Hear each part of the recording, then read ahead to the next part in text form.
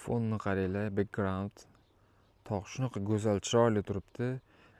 Mana shu go'zal tabiatni oldida juda ham ajoyib chiroyli loyiha qilindi. Hozirda fundament ishlari quyib qo'yilgan, tayyor, ko'rdinglarmi? Xo'p, loyihaga ko'ra tepaga qo'yaman. Asosiy kirish bu yoqdan, mashinalar uchun bu yoqdan yo'l qilingan, ya'ni avtomobilingizni qo'yib, bu yoqda katta naves bo'ladi. Bu yoqqa kirgizib qo'yishingiz mumkin. Kunlik kirib chiqishlar mana shu joydan bo'ladi. Kirganingizda hovliga to'g'rida chiroyli sizni bir qavatli uy kutib oladi hamda 2 xonali chap tarafingizda. Bitta mehmonxonasi, bitta spalniyasi bo'ladi, yotoqxonasi. Ham yerto'lasi ham bor, tushib ketsa bo'ladi. Bu joyimiz butunlay naves bo'ladi, tepasi darvozaxona. Mana bu yerda so'ri bo'ladi, mazza qilib choy ichib o'tirsa bo'ladi yoz kunlari. To'g'ridagi uyga shuna kirib borasiz. Kirib borganingizda o'rtadan zina bo'ladi. Hamda bu tarafi bog'. O'zini bog'i bor. Juda ham katta yer.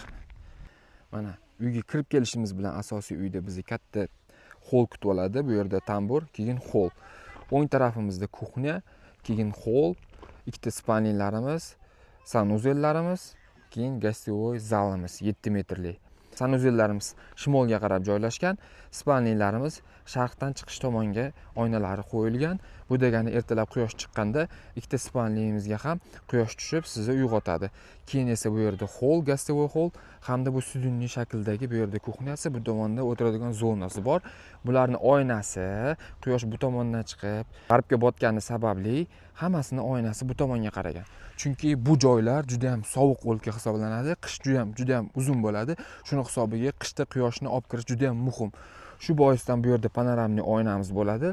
Bemalol mana bu yerda divanlari bo'lsa, televizor zona bu tomonda o'tirib, ertalab mana bu joylardan bahra olib, o'zini bog'idan kofe ichib o'tirish mumkin. Hamda kuxnyasi ham xuddi shunaqa. Kuxnya mana bu yerda bo'ladi.